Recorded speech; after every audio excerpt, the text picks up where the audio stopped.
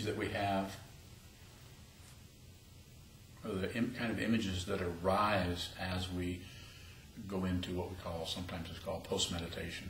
You're meditating, and then the rest of your life is post-meditation. It's after the, has been called the training process of training the mind to observe and to see what's actually the case rather than what is projected onto it.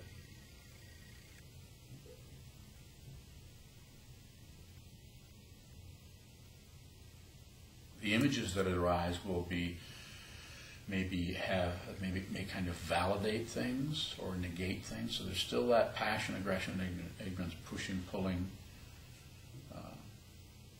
rejecting, accepting, and ignoring, looking away, distracting oneself with other things, another form of ignoring. The interesting thing about it is the beginning isn't about having the awareness so you can stop doing those things. That's kind of a preconception that people have, especially beginning meditators. And that beginning meditator could have been meditating for a lot of decades, still be a beginning meditator.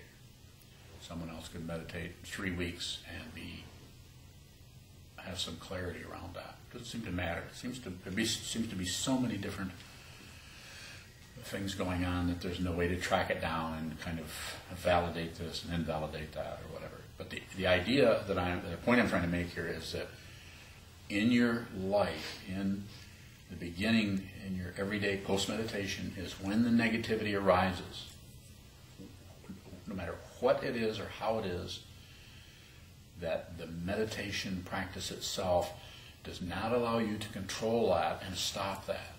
Awareness is not about that. It's always about including, always about room, space, awareness, seeing what that is.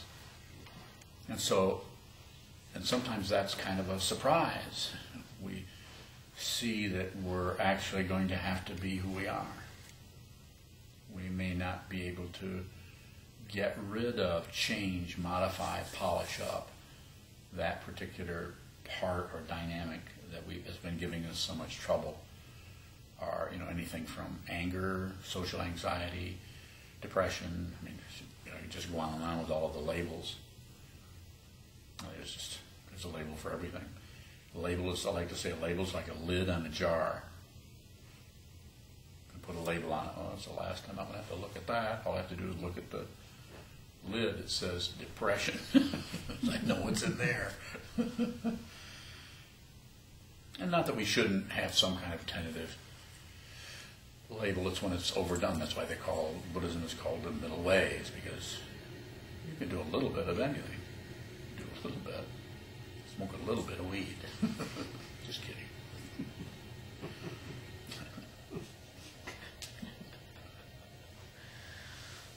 So the idea is, when you do put the label on, you say, I think I'm experiencing what is referred to as depression.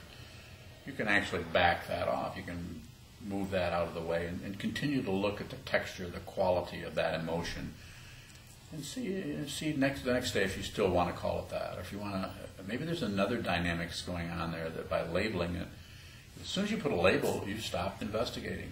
Case closed. You stop looking at it. So insofar as you can, you need a little bit of a label. Pencil it in.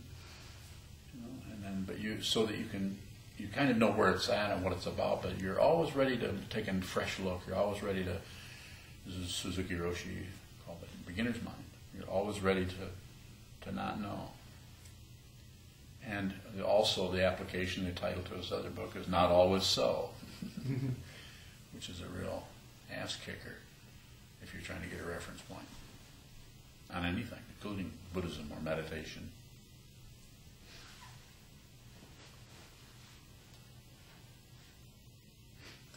So the goal, you might say, to get right down to the fruition part of it, is no subject, no object. It's not a concept. I mean, it is a concept to talk about it. But to realize it is you're lost because you have no reference point anymore.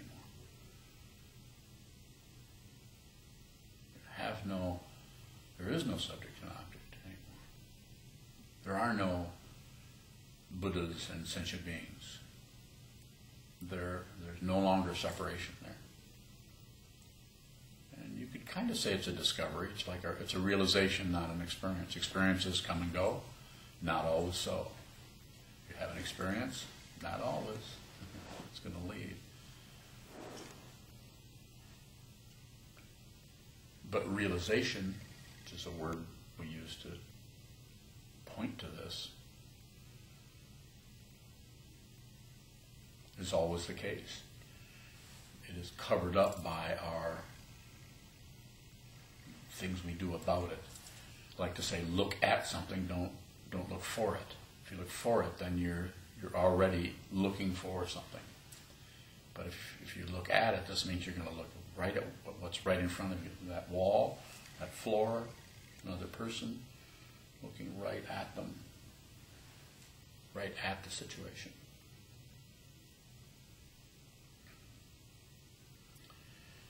If we look at it and we indulge, you might say, in the analysis or the judgment of that, then we're just more or less fueling the preconceptions around and about that. We're not actually seeing what's there. What are we seeing? We're seeing our idea of what's there. I'm not saying we're not seeing that the person's wearing a black shirt, or that the person is a particular age, or what sex they are, and so on. That's going to be obvious. And a lot of other things will bleed through too, but there's a basic projection that's going on. The underlying or the basic misconception is separation. That there are, that someone we're actually separate from other people. Not that there isn't a separation, which you've heard me talk about a lot, and a lot of people talk about.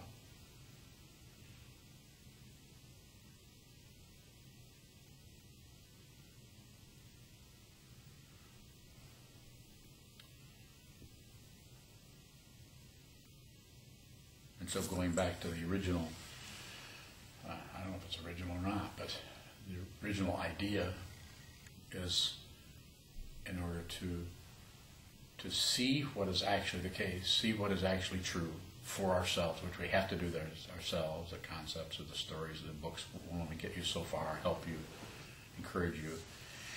It seems to be necessary to see what is actually there, and that's how meditation can help you, in that it is you might say, a conditioning to not do anything. And so a lot of times we're looking for some kind of sign or knowledge on the experience on the cushion. There's something happened on the cushion. Generally speaking, that's probably going to be pretty flat. Maybe not. You could enter the Vajra-like samadhi at any point, probably.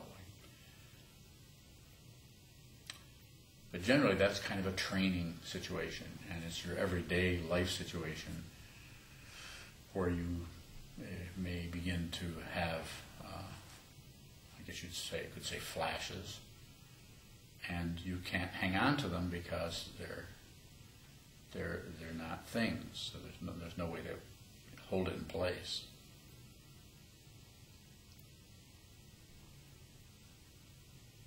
And it may look like an experience because it kind of comes and goes. And it may be an experience or thoughts about something rather than the actual situation itself. The actual situation itself has no recognizable quality to it. Like, although we hear people talk about it, I felt very open.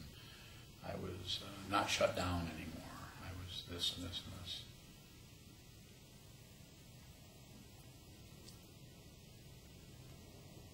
When the actual realization itself may not be too much you can say about it.